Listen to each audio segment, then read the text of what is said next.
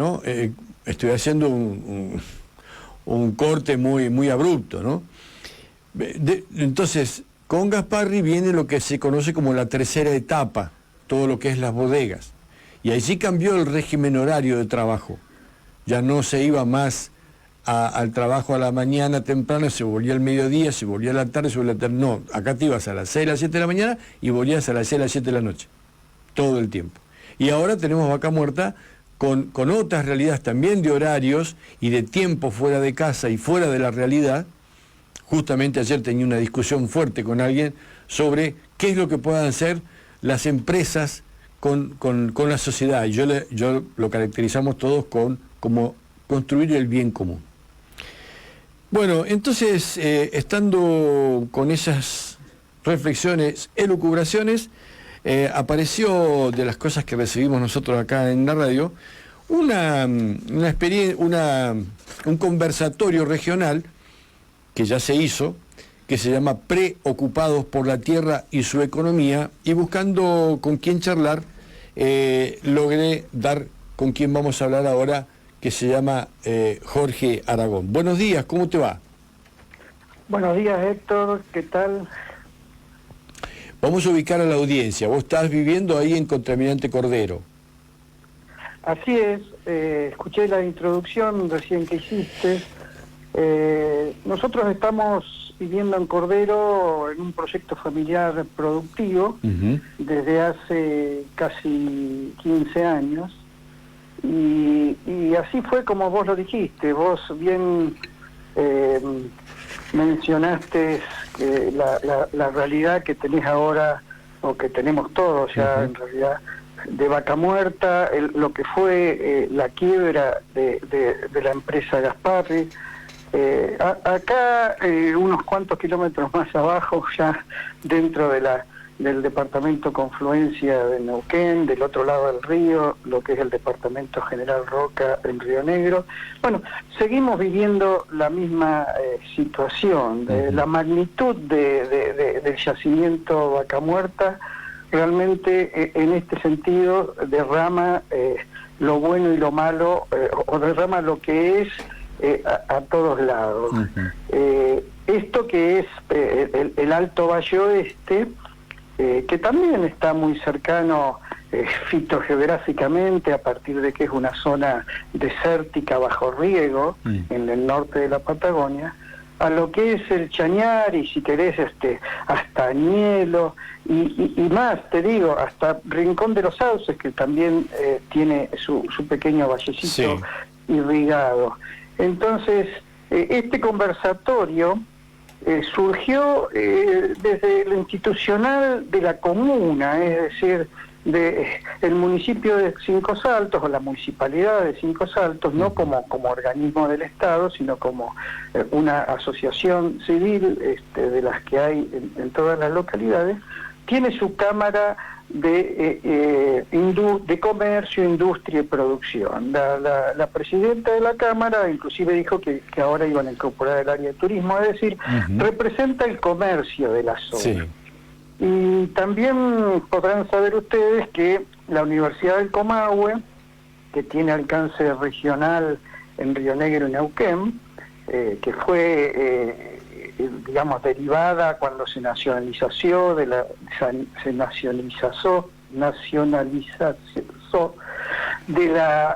Universidad de Neuquén, tiene una facultad de agronomía en Cinco Saltos, de la cual hay muchos profesionales trabajando en el Chañar y en su zona de influencia. Sí. Que entonces, bueno, de alguna manera hubo un vínculo natural entre las dos, es la primera vez que yo tengo conocimiento de eso, y bueno, y surgió este conversatorio, que es una manera moderna de dar participación a todos sus asistentes, una convocatoria abierta.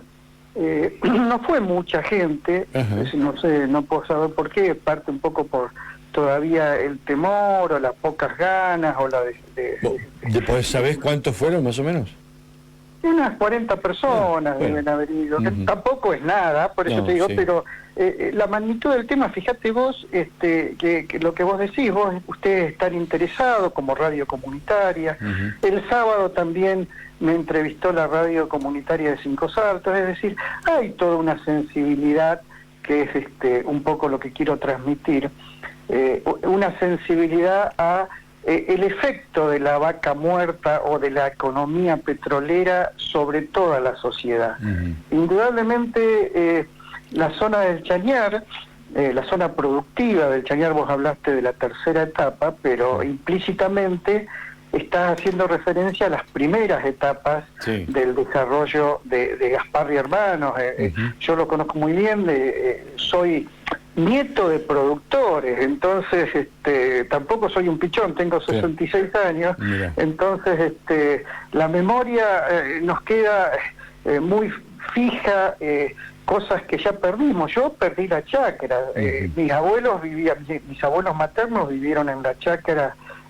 Yo iba siempre a la chacra a los 10, 12 años, mis abuelos paternos en Allena, almaceneros, es decir, esa actividad que dio origen al valle desde 1930 de una compañía colonizadora, que vino mucha gente de Mendoza, como mi abuelo, mi otro abuelo paterno no sé de dónde vino, porque también era de origen español, es decir, gente que trabajó la tierra. Neuquén con el Chañar empezó bastante después, porque la fruticultura del Chañar se desarrolló a partir ya de una... Neuquén como provincia quería impulsar esa industria pujante que había en esa época, y bueno, tienen esas hectáreas que no son pocas, no sé si son 6.000, 7.000, 10.000 hectáreas, es decir, que es indudablemente el polo frutícola neuquino. Pero escúchame, hacemos un pasito atrás. Yo también llegué a la Patagonia, cumplí 59 años, el 12 de octubre llegamos a vivir a Guerrico, venía de Buenos Aires, yo tenía 8 años. Mirá vos. Y de ahí para acá, las chacras fueron para menos, porque siempre la culpa la tenía el gobierno de turno, que no facilitaba la comercialización, el valor dólar, bueno, todo lo que, no sé, digo a la audiencia capaz que se acuerda, conoce, quizás muchos de nuestros compañeros vecinos que están acá en San Patricio, que son venidos del norte del país, no conocen esa historia, pero nosotros, no sé si alguna vez vos participaste de algún tractorazo, hace pocos días hubo otro, pero es proverbial ese tema, ¿no? Y entonces, además de las malas políticas, también se ha dado, se sigue viendo, una falta de unidad entre quienes son los productores, los hijos de los productores. No sé, vos decís que tenés 15 años, tenés hijos, a lo mejor, porque ustedes ponen Janus, una nueva ruralidad, después nos explicás qué quiere decir Janus, villas agroecológicas, volver a la tierra, pero en realidad...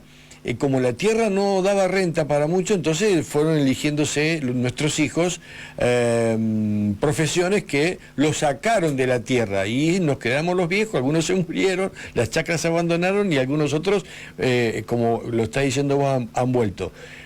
¿Es vamos a llamarla así entre comillas, culpa la tiene la explotación hidrocarburífera, o también nosotros nos tenemos que hacer cargo de alguna cosa que no hemos hecho bien? Bien. Ese es el nudo de la cuestión. Por eso, tratando de ser concreto, el conversatorio lo que tuvo de original desde mi punto de vista es que era preocupados por la tierra y su economía. Entonces, ahí está el nudo. Por una razón o por otra, sin echar culpas, quedó claro que lo que motivó esto, si querés, no fue directamente la vaca muerta o esa pujanza que dio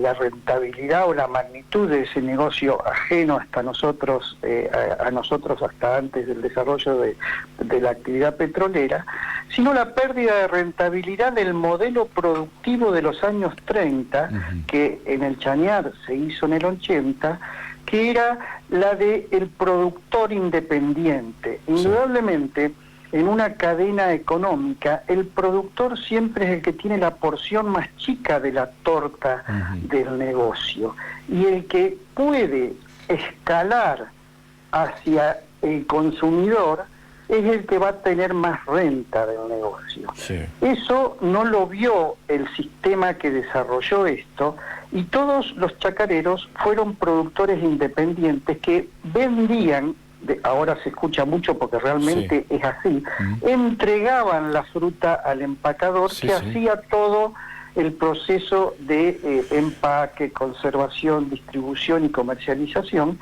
y por supuesto le daba marginal, sacando sus costos, eso al productor, y con eso tenía que vivir.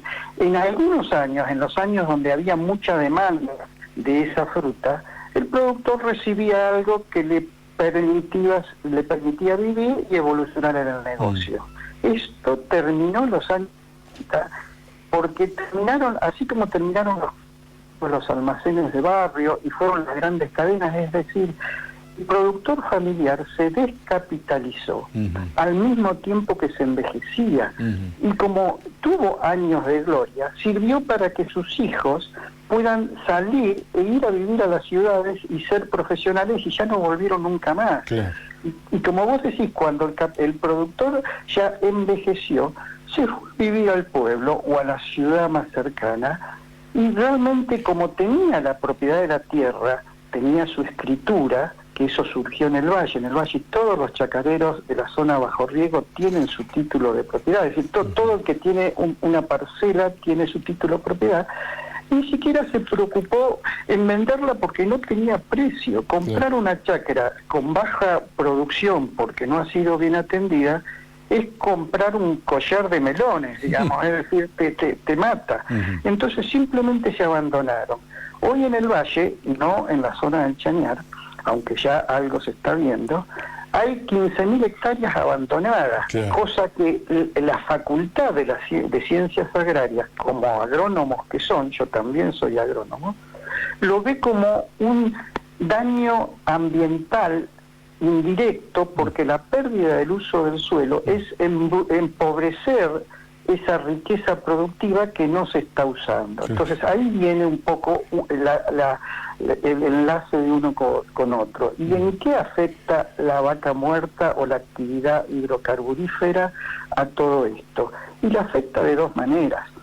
Hay, si querés, una sensibilidad de toda la sociedad al daño ambiental, porque se escucha, porque se percibe, porque se ve que eso son máquinas raras que producen, todos sabemos que el combustible no es sano desde el punto de vista de la vegetación o del suelo, o mismo para nosotros, pero también porque esa riqueza que se produce, si querés, a más de 100 kilómetros de donde estamos, bueno, hace que mucha de la actividad de servicios, de residencial, se venga a esta zona, que es una zona, si querés, más cómoda para vivir. Entonces la demanda de esas chacras abandonadas para loteos, bueno, tiene un impacto visible. De golpe hay barrios por todos lados, barrios en el medio de la zona de chacras, y que son residenciales en zonas donde antes eran agrícolas. Esa pérdida de uso del suelo,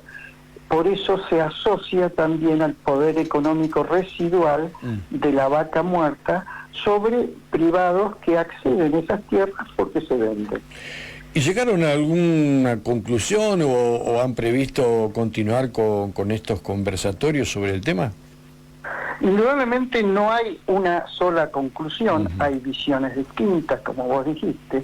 Todos coincidieron, o sea, el enfoque de la Cámara de Comercio, como justamente Cámara de Comercio Empresarial y de Pequeños Negocios, es que la economía se ha resentido en estos pueblos que no tienen otro recurso de que el venderse a la población en sí misma.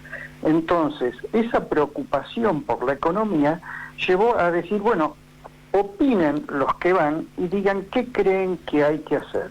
Bueno, y ahí se escucharon, si querés, como propuestas o como algo superador a esto en lo posible, porque, como vos bien dijiste, echarle la culpa al gobierno de turno desde hace 40 años o 30 años hasta hoy, que son de diferentes expresiones políticas, de diferentes circunstancias macro que podrían haber permitido una política u otra, vamos a seguir en esa. Entonces la presidenta de la Cámara y medio impulsó a que cada uno diga, bueno, propongan lo que ustedes creen que puede ser un pequeño cambio en este sentido. Y se presentaron dos alternativas que por eso estamos hablando, prácticamente hablan de esto de una nueva ruralidad, esas son palabras mías, no las que se escucharon, pero sí de aprovechar esas tierras para producir y generar una riqueza económica vendiendo esos productos que ya no son productos frutícolas para la exportación en gran escala, que son más bien modelos de agricultura familiar, de agricultura tradicional, pero llevada a la venta local en poblaciones que han crecido estrepitosamente en los últimos 30 años. Ni hablar, fíjate, el Chañar mismo es un ejemplo, todas las localidades del Alto Valle Oeste han crecido a tasas superiores a las del censo nacional, y si vos ves, hay perspectiva que en los próximos 10, 15 años Añelo va a tener 100.000 habitantes, que esta zona de la confluencia va a tener más de 1 millón de habitantes. ¿En cuántos años? Y se está hablando de justamente hasta dónde llega el máximo de la población que genera la actividad económica Vaca Muerta. Entonces, hoy ya en esta zona hay más de 600.000 habitantes. Sí. Entonces, de ahí a llegar al millón, va a ser muy poquito, tal vez en el próximo censo, en el del 2030. Pero bueno, son todas especulaciones porque indudablemente es la evolución de la economía que va trayendo más población. Está claro que es población que ha venido de otro lado, o sea, que no es... que se ha Vos dijiste nueva ruralidad, un punto, ¿y el segundo? Bueno, volver a la tierra es eso. Desde la agricultura familiar es el otro concepto, digamos. Es decir, hablar desde la agricultura familiar, que a quién vende, y vende a las ciudades locales, es decir, empezar a transmitir a la población del Chañar que comer local, es decir, consumir las verduras, frutas y hortalizas frescas y elaboradas que se producen durante todo el año. Ustedes tienen el puesto del Chañar, donde hay, si querés, una escuela, donde una escuela agrícola, donde se enseña todo eso. Es comer sano, es comer del suelo, y que perder el uso del suelo es realmente llevar a eso que también se conoce como soberanía alimentaria, es decir, la capacidad de los pueblos a generar sus alimentos. Nosotros, yo te digo un dato que es un dato rígido, hay estadísticas oficiales del mercado concentrador Neuquén, que pertenece al ejido urbano de Centenario. Únicamente el 10% de lo que comemos en esta zona, y probablemente en el Chañar también, se produce en esta misma zona. Claro. El otro 90%, exceptuemos las manzanas y las peras, viene probablemente de Mendoza o más al norte. Entonces, es realmente un disparate, porque técnicamente, lo ha dicho la facultad, se puede producir frutas y hortalizas todo el año. Sí. Por supuesto que no bananas, ni palta, ni cítricos, pero la estacionalidad, más técnicas de producción en invernadero, en el Chañar tienen hasta hidroponía. Hasta esta hidroponía, que es otra cuestión porque es muy capitalizada, pero la agricultura familiar es agricultura de herramientas manuales, entonces, y tampoco necesitas tener gran cantidad de hectáreas. Claro.